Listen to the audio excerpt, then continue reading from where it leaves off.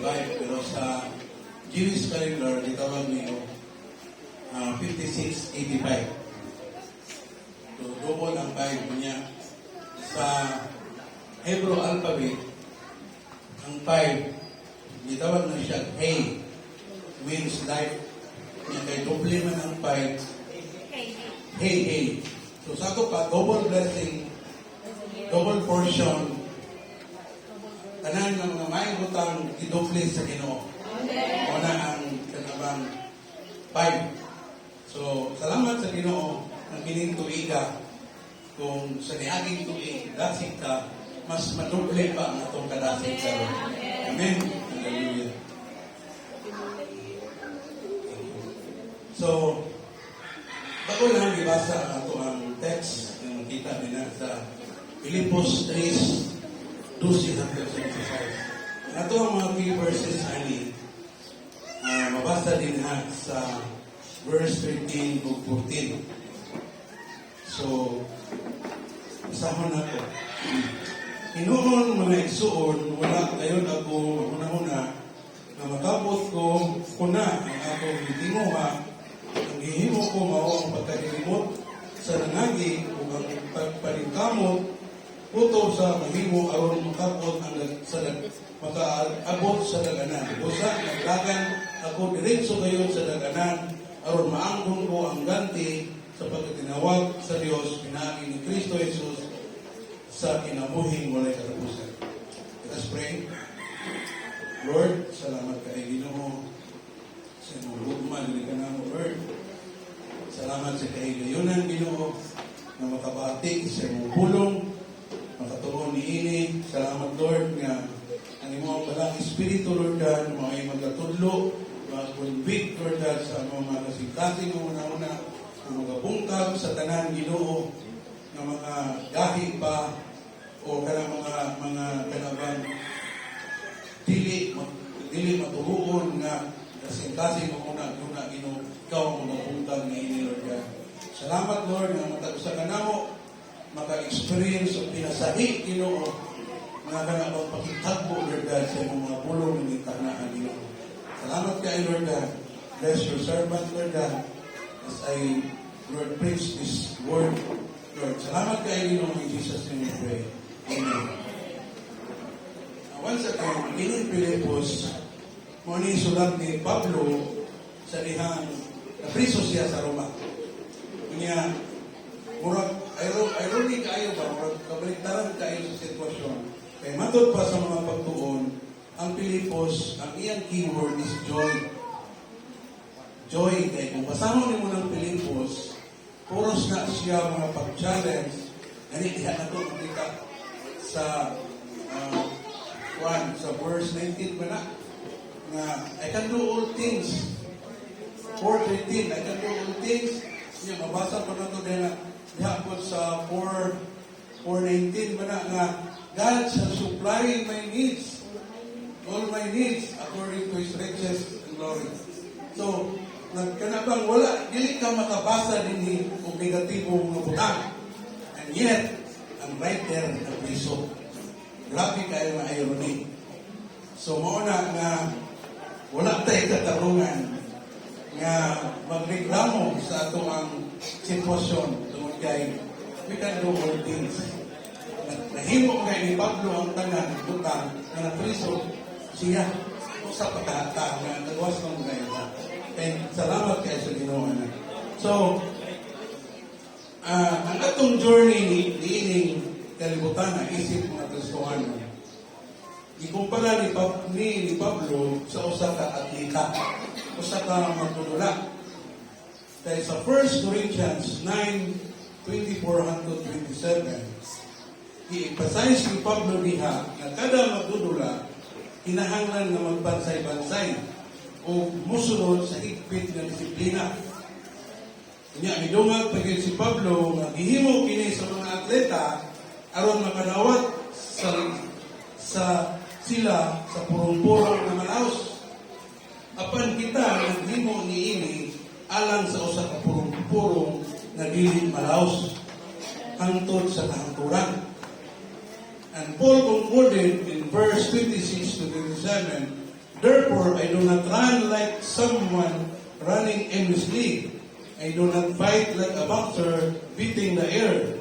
No, I struck a blow to my body and make it my slave, so that after I have preached to others, I myself will be disqualified for the prize.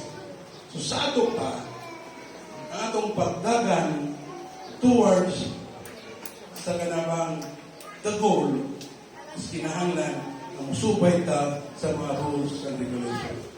And by the way, ang ato na yung tema is run towards the goal. Run toward the goal. So sa ato pagdagan, padulong sa ato ang goal, sa atong daganan, sa atong finish line. So, balik ko na ako, ipasabot ni Pablo dinhi nga sa atong pagdagan, ginahanglan nga musubay ta ang mga lagda. Karap ito ang mga runner. Naaman na sila yung mga rules and regulation na gisunod. Mga boxer, mga basketball, mga basketballista, kung saan ang mga atleta, naanin sila yung rules nga gisubay. Nahili sila patagagdagan, eh kung patagal sila dagan, isang pag sila yung nauna, disqualified din sila. Kung wala mo silang tulong sa rules. So sa ato po na kinabuhi ng mga karabang, mga katawan sa Diyos, kung paano ta sa rules and regulation, which is nagsulat sa Biblia. Amen. Delikado kayo kanabang pataga ang kagdagan. Delikado kayo kanang pataga ang tao kanabang kanabang itong pangalagan nga in our terms na ito ang gusto. Ini Lord, may gusto na ako kung walang statement sa kong pangalagan din mo. Isod kayo na, kay perdi ko yawa, basit niya, abot sa panahon. Isata sa mga giingon ni Jesus Christ sa Matthew 7:21 verse 22, 23. Yan ingon din ha, ito basahan ko. Matthew 7.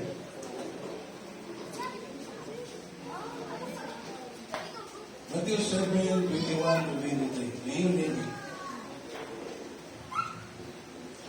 Dili ang tanan nga magtawag ka na ko Ginoo, Ginoo, makasulod sa bingihan sa langit. Kunili ka to lamang nagtuman sa kabubuton sa atong amahan nga atua sa langit. 22.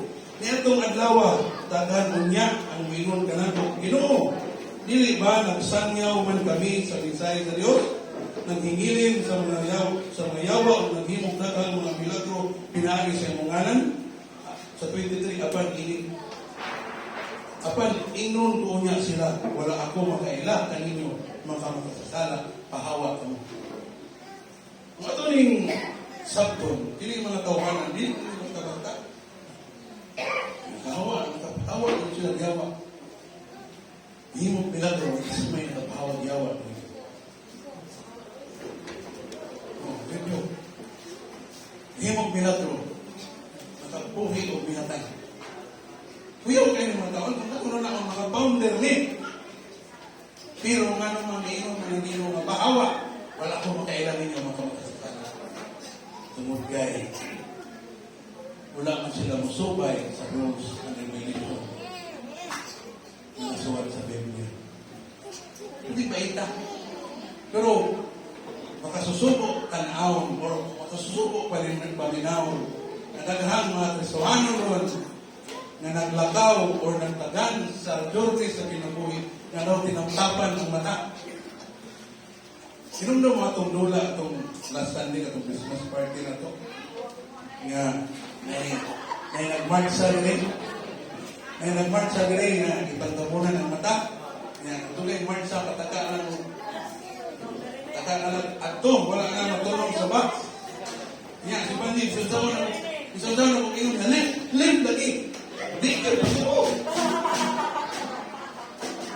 Tuwag kayo kita, kapan man ang mata. Kaptaman na nila ang mata.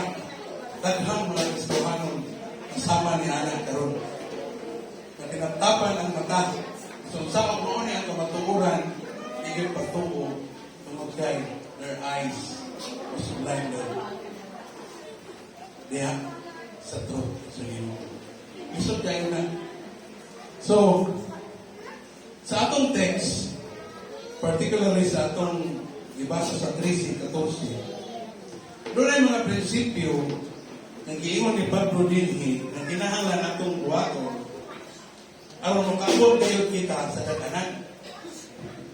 Nakuha niya. Kanang makaabot ta yun sa finish line ba? Finish line na mao ang purong-purong sa kinabuhi. Ako masahon sa English ni Philippians 3:13-14. Masahon ako sa NIV na version. Yun din. Brothers and sisters, I do not consider myself yet to have taken hold of it. But one thing I do, forgetting what is behind and straining toward what is ahead. I press on toward the goal to win the prize for which God has called me heavenward in Christ Jesus. Niining ang mga verse, doon ay tulog ang prinsipyo nag-i-emphasize ni Pablo saon nato pagtagan na makaabot kita sa ato ang goal na mao ang purong-purong sa pagbuhay. Una, verse 13b. Yun yung forgetting what is behind. Forgetting what is behind. Kalimtan katong nangahin. Ang giingon ni Pablo nga forgetting nila, kiniwa magpasabot na irison nato tanan ng mga paghitabo sa atong kinabuhi. Sa atong mga kinabuhi ganyan ito. Labi na itong mga kadaugan nga kanabang gipa-experience sa Ginoo sa ato dili tumao ang ginamin ni Pablo nga atong kalimtan. Kung dili, ang ipasabot ni Pablo nga kalimtan nato is that he deliberately and continuously refused to dwell on the past. Wala na tayo mahimo atong past, atong nalabay. Kinahanglan mo move on down. Para kang Pablo, ang future was the important thing, and he is willing to leave the failures and successes of the past behind and press on. Dili siya gusto nga kanabang datong iyang mga kapagyasan o kalampusan mao'y makadiscourage sa iyahan. Or ang iyang kalampusan mao'y makapahimo niyang self-satisfied or kanamang complacent. Tungod kay naay mga Kristohanon na tungod sa ilang kalampusan nahimo ng complacent. Kung saan may complacent? Kaya bang unconcerned ba? Kaya bang wala na itong pakialam? Kaya itong kung matod pa sa Miraya, marked by self-satisfaction, especially when accompanied by an awareness of actual danger and deficiency. Kaya bang wala na ipakialam ba kung sa'y may tabo niya basta kaya niyang gusto matuman. Wala na sa'y concern sa uman. Delikado ka ayon ni nga moabot ni sa atong kinabuhi. Mo ni mo patay sa atong spirituhanon na kinabuhi.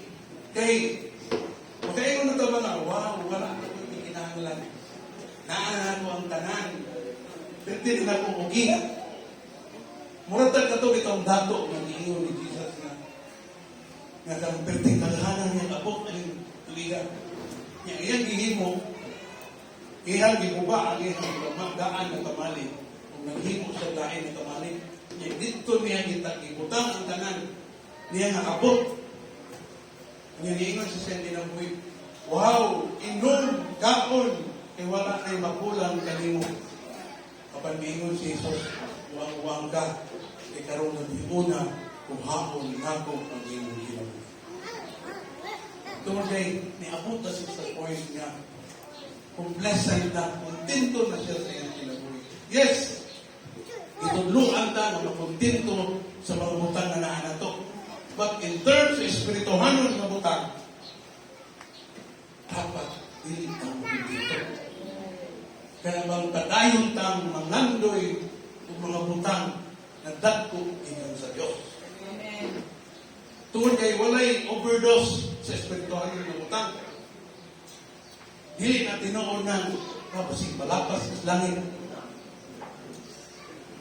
Sige kag simba na lapat yung langit ano. Di na tinuod.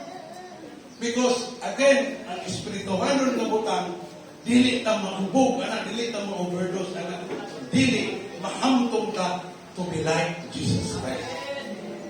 Amen. So, balik ta atong kanabang forgetting what is behind. Ang lisod ba ya kaayo kanabang talintano kini resentment o regret sa kinabuhi. Anong resentment ba nga kanabang doon na kay dunay tao nga nakapasakit nimo nga nasuko ka nya lisod kayo na ikalimtan.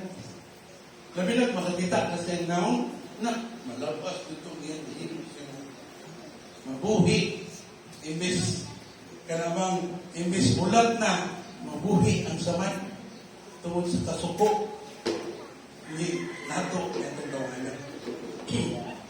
Kung ang resentment kita ra ko'y mapil ni Ali mo patay sa atong pagtubo spiritual tungod kay kanabang dili naman katagoon, dili naman kanabang padayon sa journey sa itong kinabuhi tungod kay dito naman ang mapokus sa tao na itong ikasukan. Kita mo itong post bitaw sa FB nga bitin nga nasaman sa gabas. Kanya tungod sa iyang kasuko, iyang ibaan ang gabas. Nagsamot nang sa kasaman. Nya pwede na pinaglabuta iyang gilingusan ang gabas. Patay nung siya. Tinana ang resentment. The more na masuko ta, hindi sa ato kapainon. Mauni ako ang naiiyak sa ulit. Nagarin tayo, kining regrets. Kaya bitong, ingon ta nga, wala pa lang unta ito, mahitabo, dili unta ko mainaani karon. Kung kini pa lang unta ito, akong gihibo, mainaani na unta ko karon. O giyan po ni akong nagiyan sa unang, dalihan, sinarbang ko sa dinsan.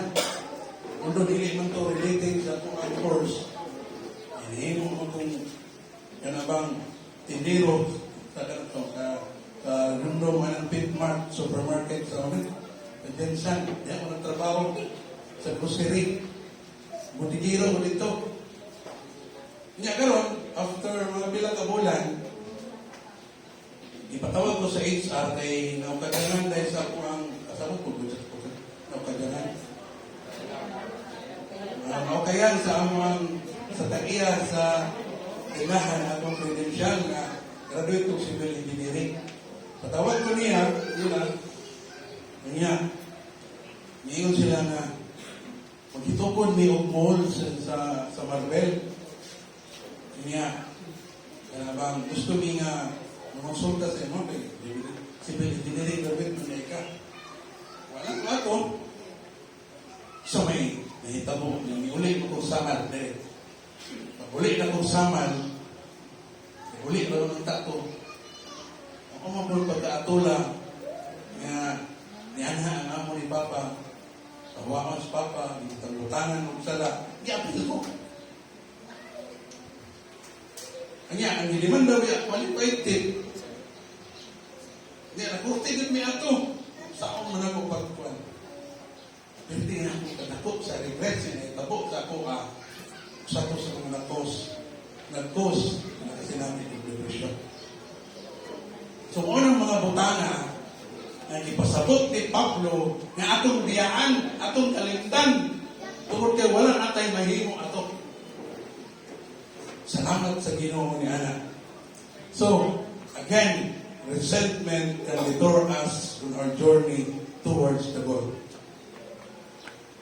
And regrets can hold us na dili na ta makaadto sa atong finish line. So, in the book of Isaiah, God spake a word of hope and encouragement kanato nga iyang mga anak. Ang ingon niya diha sa Isaiah 43:18 to 19. Ingon niya ang Ginoo, forget the former things, do not dwell on the past. See, I am doing anew. Now it spring up. Do you not perceive it? I am making a way in the wilderness and stream in the wasteland. Wow. Yun ang Ginoo nga. Kalimti ang mga daan na butang. Behold, I am doing what is good. Ingon pa siya nga, I will make a way in wilderness. Buhatan na kong dalan ang kamingawan. O butangan na kong sapa ang mga disyerto. Kung saman ka, uga, o kung saman ka, broken na to. God reminded us today na wala diha na confine ng Ginoo. O kung dili sa gusto na confine ka na. Because the old is gone, and behold, the new has come. Amen. Kani biya ka verse mo iso na hitabo ni in literal. Kung nakakita mo sa YouTube, sa Saudi Arabia na, sa wilderness, na initong na dito masapa. Tingala sila. Kung nakakita ko. Na nakita ko ni in literal. Kung sa pagka sa atong sitwasyon ka. Kung sa man ka broken, kung sa man ka kanabang kadako na regrets na to, pwede na imulon sa Ginoo o sa kamaayo na butang. Magpupunta sa Ginoo. As we enter a new year, ini nga, ito imong Ginoo, di mo kalimot, primero parang nga Domingo, napata sa ika-5 adlaw.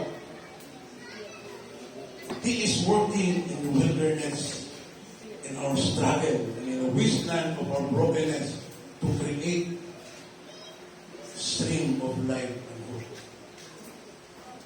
So, we are called in Maguntuig to leave behind the ways of the past failure, disappointments and hurts, and we must trust in God's ability to make a way for us in a known and uncertain path ahead.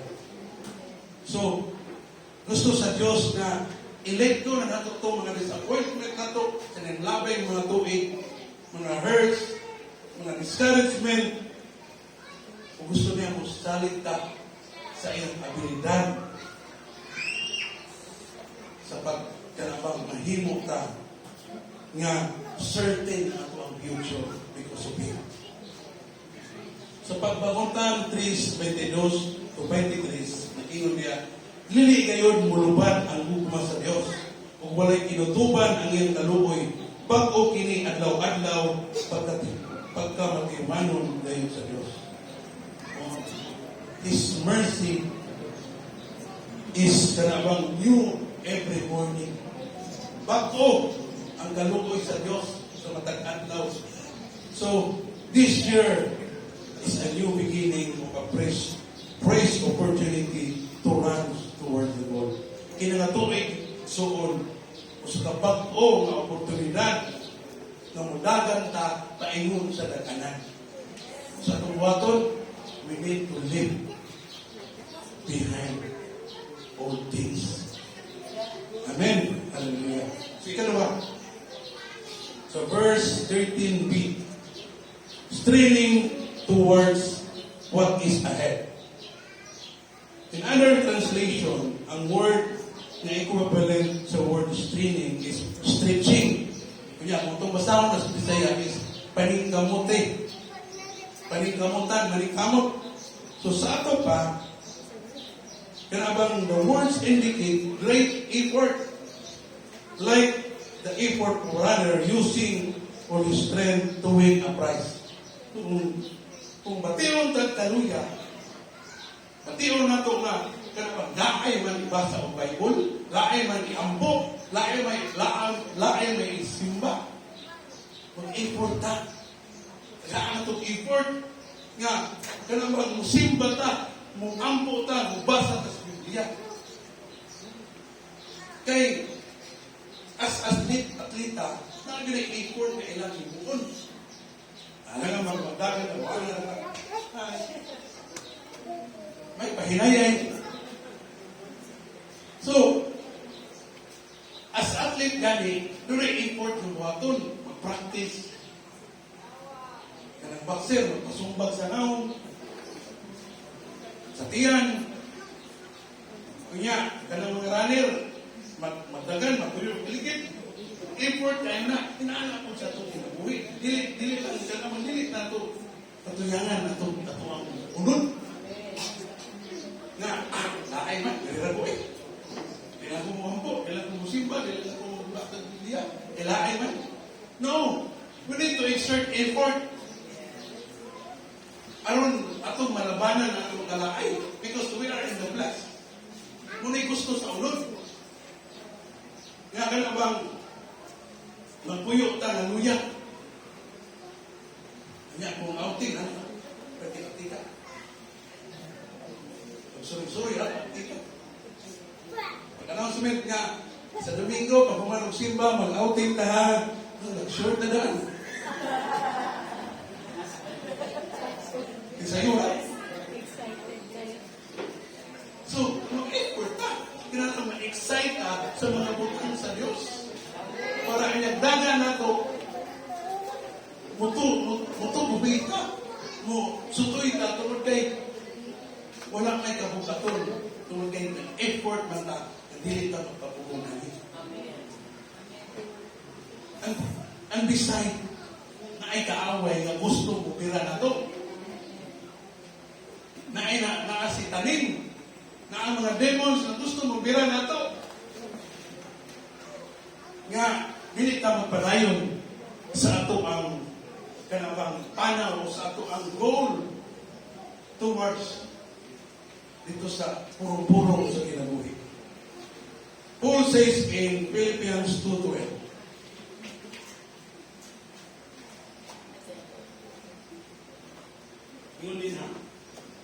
therefore, my dear friends, as you have always obeyed, not only in my presence, but now, much more in my absence, continue to work out your salvation with fear and trembling. So, ito pasabot sa continue to work your salvation with fear and trembling. It means, sinusubo na ito ang atong journeys kinabuhi.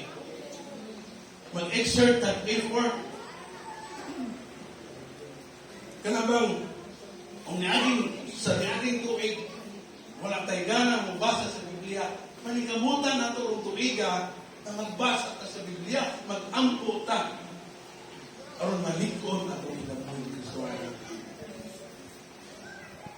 Dili na pwede nga kanabang itong inabuhin. Sometimes, praise the Lord. Sometimes, hallelujah. Kanta ni Freddy Aguilar, lulubog, lilitaw, ang buwan at araw. Hindi na pwede rin. Dapat lilitaw ta permi. Diha sa presensya sa Ginoo. Tungod kay, doon ay yawa na gusto mo bila na ito.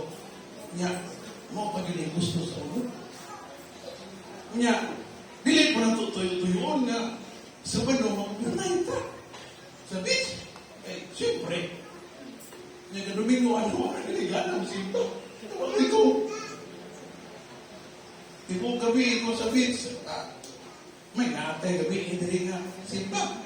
Yung may pumusimba ka, matuot magkanang adlaw. Yung bangon na kapoy man. Muna nga, kanabang sinusuon na ito ang Domingo. Because we are in the last day. Gani, ano ito yung Domingo? Ano yung ganun pag-ibig? May nalabasahan na ito nga, kung si Puni Gonzaga, ito yung interview na, naano ko na yun, hangin na no. Airborne na no. Nagsadlogan. Pero dili na ito ang business. Dili na ito ang concern. Because kung mag-focus ka na, magtayong mo, mahadlong ka. Ako kitong aksuon, dugay-dugay naman na akong bayaw na nag-drive o ka ng taxi. Yan, na opportunity ang ihang kamagawan. Medyo angat-angat naman gamay sa kinabuhi. Engineer naman, electrical. kapitalan sila. O kanang refilling station na dapat simbahan sa baba. Kapit na sila mag-open. Kanya, ingon siya sa tuwa nga, iyahan na ang bayaw. Ano, dili bayaw na eh. Kumari, ingon daw nga, dili lang sa daw alam-alam. Kaya na daw yung pandemic to. Isin daw, kanang mulya sa daw ba? Ikaw nga, ate, kung depende ka na, kung tayo mo, dili ka kasugod, dili ka kanabang, dili ka kamukon, dili ka katikam. Kay, kung tayo mahimo anak, kay karuwa po kung pandemic na, kanang essential na yung mga tubig ba na, abli ka, pero di, essential man, hindi ka naglugod kay, pwede. So, pero yun. Kaya ang iyong bihanin, di pa na tapos ng 2024, kaya kay 2025 naman taro, huwag pa man lagi. So, ito nga, panayon. Kung sa inyo, ang plano panayon. Nalipay ko kay human na ilang building. Kulang na lang nila is ilang permit, pag-install sa mga equipment. Hapit na yun. So, kung depende ta, kung sa pag-itubok, dahil sa kalibutan, hindi kita kalagdoon sa atong goal, kaingon sa kinabuhi mo yung tapusan. Kaya strap mo tabi ito. Kaya mga pandemic diha, mga karistanan diha, mabit ko sa wala digitalis Biblia kung saan na hindi ka magurit. Kaya editin niya sa Ginoo niya na 2024 na iwakwak mabuhi. 2025 na iniwindi mahimong dako. Ang higante mahimong gamay. Ay patingan mo ka na ito anak, i-dali na sa Ginoo. Kung wala na i-dali, kung hindi sa gusto na magbuhi ta, iyahan ng business. Hindi na ito ba? Ang ato ang business, susama na pag-abot sa business. Amen? So, even the angel, ito rin na sa itong Sunday School, even the angel, wala kabalo kung ano sa antak na, sa pagpalit sa Diyos, sa antak na, sa katapusan sa kalibutan. So, kung gusto tayong makaabot sa finish line, sa atong journey sa kinabuhi, we need to exert effort kung muna na ipasabot sa straining toward what is ahead. Amen? Arita sa katulong o katapusan. Sa verse 14a. Verse 14a. Press on towards the goal. Press on toward the goal. So, sa isa nila, pwedeng kamuti na makaabot sa daganan. So, sa pag-utubang na ito, niining bagong tuig, we are called to press on towards the goal. Na ay mga challenge and obstacle, but we must not be paralyzed but by what is already been. God has a plan for us in the future. Kung kini nga plano, mao nga kauban taniya dito sa walay katapusan kinabuhi. Kung mauna ang atong buod. Nga, ugma damlag, makauban nato si Yesu Kristo dito sa walay katapusan nga himaya, kauban niya. Muna goal. So, kung sa maning goal ng isgutan ni Pablo, kini nga goal, mga salihan, kanabang mo atubang tani Kristo, kanang muingon siya sa ito, mga well done and good, faithful servant. Come and inherit my kingdom. Kana, mga goal, nang muingon sa Ginoo sa ito, dali, paglipay sa akong ginarian, maayo o pumutan na ito ang sumubuo. Mo na akong goal, dili itong ngayon ang ginong pahawa, kaya wako kailan ninyo. Ilikan mo ito. Kaya lake of fire, ang dangatan na ito. So atong goal is, kanang maingon ang ginoo sa ito, good, well done, and faithful servant. Come and inherit my kingdom. So katalami, paginaw, hindi natubang na ito sa ginoo. Usa ka ng purong-purong nag-iiwan sa Biblia. Itira ba ka ng purong na? Or kanang hayag-hayag lang, hindi makita na sa TV. Yan ay mga anak nyo. Magtuyok. Kung sa gana, ato na masayra. So, sa eternal life, doon ay duha ka judgment na himuon sa Diyos. Kini mao ang the great white throne judgment and Bema judgment. Ako yung isang ang great white throne judgment, morning judgment nga ang tanang tao moatubang sa Dios inila o dili inila. Nya kinsa tong ngalan nga dili makaplagan diya sa libros kinabuhi itambok sa linaw nga kalayo. Ato na makita sa Revelation 20:11 to 15. Kaya ka na bang pakli, dili sa Pedro ang mapakli na ha? Yung tuwa ng ramen ni Tiban. Ang Ginoo yun, Great White Throne Judgment. Na iya mo kabdi ha, kung wala ang pangalan na may kumpare ta, maunang itawag ko, Great White Throne Judgment. Ang ikaduha is kini Bema Judgment. Morning about sa ato ang kanabang reward as Christian. Ato na mabasa sa 2 Corinthians 5:9 to 10. Matubang ta ni Kristo, nagaantag reward sa atong nahina din sa kalibutan. Maunay price sa atong paningkamot. So, bisan pa sa mga trials, mga kasdanan, panahon ganda ng mga lagay sa Diyos, kaya dunay crown of glory na nagulat na to. Sa James 1:12, ingon din ha, blessed is the man who endures trials, for when he has stood the test, he will receive the crown of life which the Lord has promised to those who love Him. Wow! Pagkanindot igsoon. Kaya hindi ay mga trials na naakatong preparation ni surprise na nagulat sa buwan. Kaya hindi naman pwede nga easy lang natin dawaton ng price. Kaya magaling kayo da. Bisa taas kayo linya. Magmanda mga tao. May tag-effort. Sako, nani, crown of life. Ako nakasuway ko ikong dawat kariyuda. Dua ka alaw, pero kaya magbago di. Sa gym. Sa iba ko. Kami na ko pinag-pero pero tinag-dagan ng tao. Nauban ko diya, alaw na. Screening na to, ha? Screening na. Nga, pagkaong mo daw ang piyaw sa gym.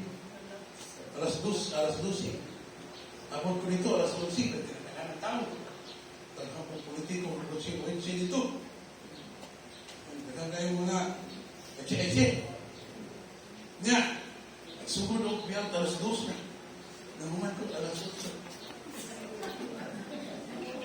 Tagan, extra kasayahan, chat mo siya. Ayan din ko, nahurot, formal na kong lingkod din. Anang dula, anak ko, nahurot, dula, cellphone. No, wakwanta mga taana, kanapa, karoon of glory na mga pagpaabot nato sa langit. Basta, muna na, doon na. Bahalag, kapilat na tumba, bahalag, kapilat na napangos mo, bangon ta, pagkatubang diha sa tumba sa kinabuhi ng Iso. Kaya ang goal na ko, anong ngayon ang Ginoo ng putan, anon ng servant. Dali, paglipay sa kulitan. Wow, pagkanindot na naigsuhan. So, sa Hebrews 12:1, ato aning tunan, kaya mahumanta. Ingon din ha, kung basahon sa English. Therefore, since we are surrounded with so great a cloud of witnesses, let us lay aside every weight and the sin that so easily adheres to us, and let us run with patient endurance the race that is set before us. So doon ay komentary na akong nabasa about ano na verse. Iyon pa siya, kana daw cloud of witnesses diha, maodo na ang mga martyrs sa mga unang mga Kristohanon. Labi na sa Acts. nga ang martyr, kasi Greek word na martus, which means those who testify to something they have seen and experienced. Atong mga great men and women of God nga nakasaksi yun, na makatestify, naka-experience sa persecution kailangan naiguman niya ito. Nga si Peter gilansang patuwan. Si Felipe ipatay sa espada. Si Santiago gilungguan ni Herodes. Si Pablo ipatay pinagi sa espada. Si Tomas gibritos mantika. Kailangan na yan. Si John kaduha gipainom og hilo wa mamatay. Ipadala sa Patmos. Kung nasulat niya ka ng libro sa Revelation. So, anong mga tawhana, mauna sila ang witnesses na giingon ang universe. Yan, idungal pa yun siya na everywhere we turn in the Bible, these witnesses appear. They look at us from the page of every scripture and testify to us that tell us that the life of faith is good one. Yeah, that the rewards are great. And that is possible to overcome every obstacle. Matod pa nila nga, kanabang, itanaw sila sa pag-ukab na to sa every page in the Bible, in the Biblia, naa sila nag-ingon sa ito sa kamayong mga pagtungo sa inyo. Kanya, bisan unsa daw ng obstacle, posible nga itong malabangan. Pinaagi sa gahong sa Ginoo. So sa ato pa, na ay mga great men and women of God na nagtanaw o nag-cheer sa ato pa karon. Nga may kung halang padayon, magbago in church, padayon mo sa unahan. Padayon mo, kaya ka ng kalisdanan nga inyong nasalitian karon, kaya na ninyo, kaya nakaya na mo. Kaya ang Ginoo nila Pablo, nila Pedro, nila Tomas, kung sa ato karon mauna na Ginoo. Nagaya mga nila, nag-ibritos mantika. Ngunang, dili ta mabalaka sa tuhon sa kanabang last days. Nga, niingon din ha sa Revelation nga, daw dunay tanga. Nga, dunaw tanga daw nga musakas balay. Kaya sa Joel chapter 2. Nga, dunay dragon, anak-anak, sa diha. Dunay dako, kaayo, nagutom, mamahidabos, kalibutan. Mabalaka anak. Because ang unang ng Kristohanos, mas labaw pa ang ilahang na sinatihan kaysa po makaroon. Kung ang wala tayong katarungan nga, laban man ang kukunin, kung gusto ba? Mabaw, naging kaya na. Wala na sa mga buling sa kuko nila.